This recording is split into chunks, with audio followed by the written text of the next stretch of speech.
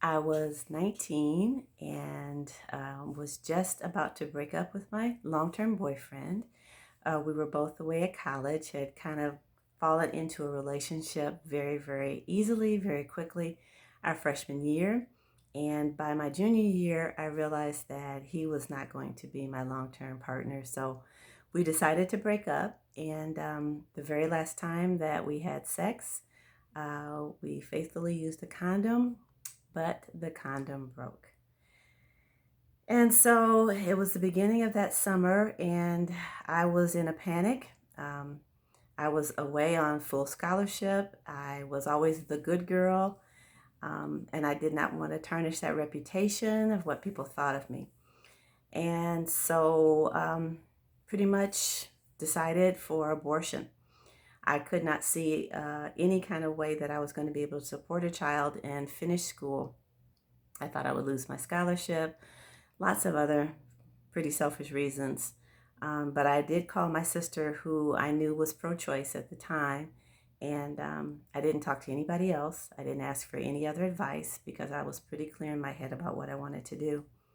I did talk to the father, and he was not opposed to abortion.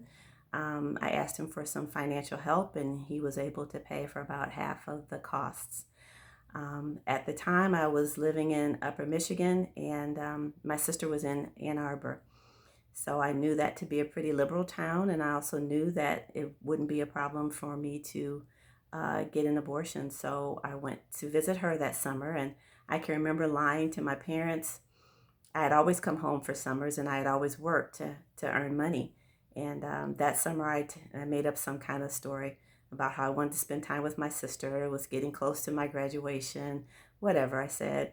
And they were very perplexed because they weren't supporting me financially. So they knew I needed the money. But they said, okay. So I went to visit my sister, and I can remember her uh, asking, if I had the money, and she was willing to put me on her insurance temporarily so that I could get it paid for. And I said, no, I have it. The money I had saved, and then what he gave me. And I can remember it was $250. So we went to Planned Parenthood, and um, a lot of it is kind of sketchy, I think, in my head. There may have been two visits, but I really only remember one. I remember going and talking to the counselor at the window, and I remember her telling me, it would be a surgical procedure, but it would be really quick, really easy. There wasn't going to be a lot of complications typically. I'd be in and out in no time, and I can resume the life that I was leading before. And so I said, that sounds about what I want. So I remember walking into the waiting area and just seeing a lot of people with their heads down, uh, you know, like me, young, um, but very detached from the situation from what I could appear, because I was. And I remember being called back into a room and being asked to put on a gown. I think they gave me a medication because I can remember feeling a little bit out of sorts as I was led into this room. And I can just remember the vastness of this room. It was huge. It was very cold, though. I can see a table there, and it felt like it was all metal. I'm sure it wasn't, but that's the way it felt to me. It was extremely cold, extremely impersonal. The doctor I didn't meet beforehand. Um, and, he had a mask on and a hat, and he just told me to lay down, and I did. And I can remember the nurse holding my hand. I do remember that. And being as I was in nursing school at the time, that meant a lot to me to have somebody hold my hand. And I can remember feeling a little sleepy, but still very aware. I heard the vacuum suction machine as it was turned on. It was a horrible sound. And then I can remember him telling me, you're going to feel a little pain, a little pressure, and then it's going to be over. And as my stomach was just felt like it was being pulled out of my body, the nurse just squeezed my hand as I squeezed hers. And I don't remember trying to find her eyes, but I do remember wanting to see the canister of what was coming out of me.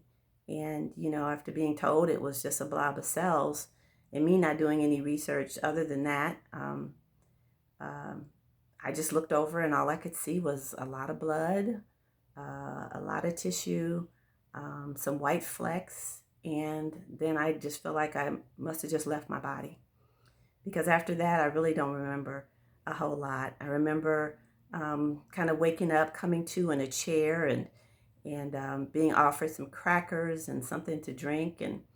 And my sister was in the waiting room, and she kind of scooped me up and put me in the car and took me to her apartment, and that's where I slept the rest of the day.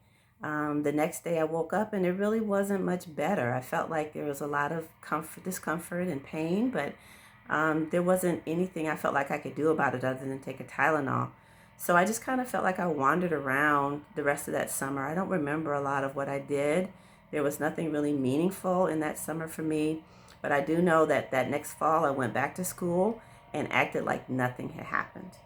And that is probably the most telling thing, is because I feel like when you dissociate kind of from the situation, you come back to a situation where you try to ignore what really happened to you. And that's what I did for a long time. A good 20 years. I literally didn't even think much about it. As a matter of fact, I went on to work for Planned Parenthood for about 18 months. I didn't work on the abortion side, I worked on the contraceptive side. But I thought, you know what? This is what we're going to do. We're going to try to help prevent girls from getting pregnant, knowing good and well, contraceptives are not 100%, not even close. I mean, my situation proved that.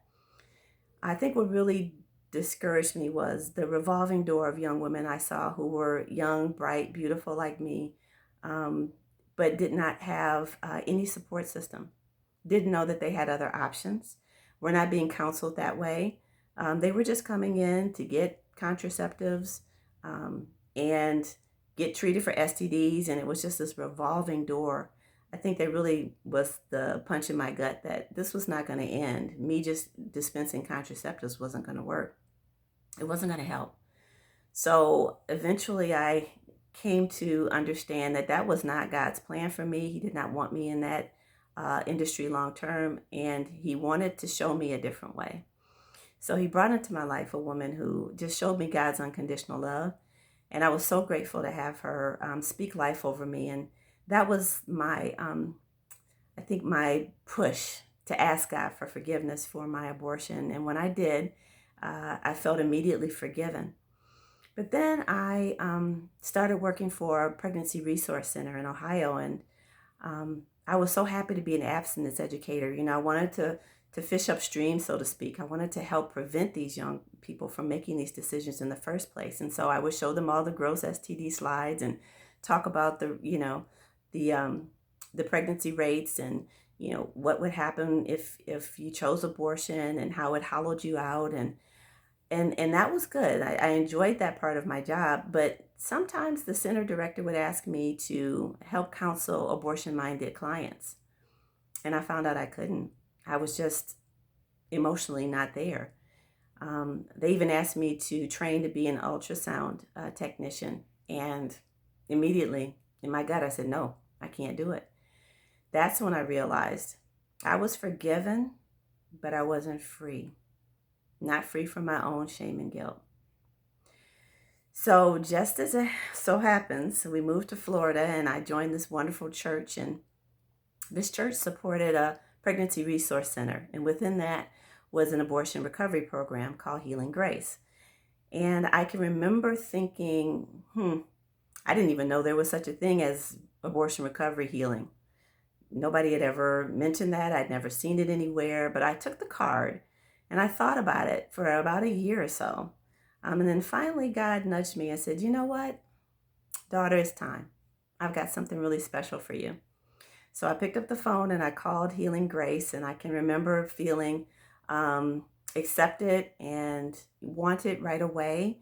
I was told that the healing would be tough, but it would be freeing, and that was what I wanted. All of the anger and the bitterness that I'd been holding about my abortion, I'd never dealt with. Everybody else dealt with it because it exhibited itself everywhere in my life, but I had never dealt with it.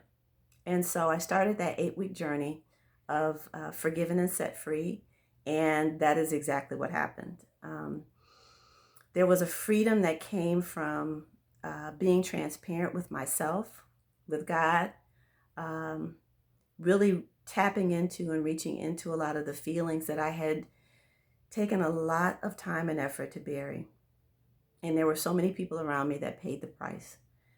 So having that now under my belt made me want to just step out and serve God. And I just asked him, what can I do? How can I be of service to your daughters and your sons? And so he gave me a ministry, and it's been a blessing to be able to be a ministry leader now, um, and to share my testimony, because I really do believe that testimonies touch people and they touch lives, and the ones that I heard touched mine.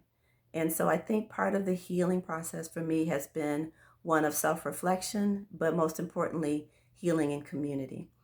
So I just am so grateful that my life was able to be turned around at the age of 59. Who knew, right?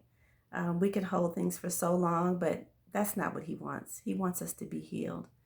And so I just am so grateful that that was an offer he made to me. And I'm grateful that finally, after so many years of fighting it, I accepted.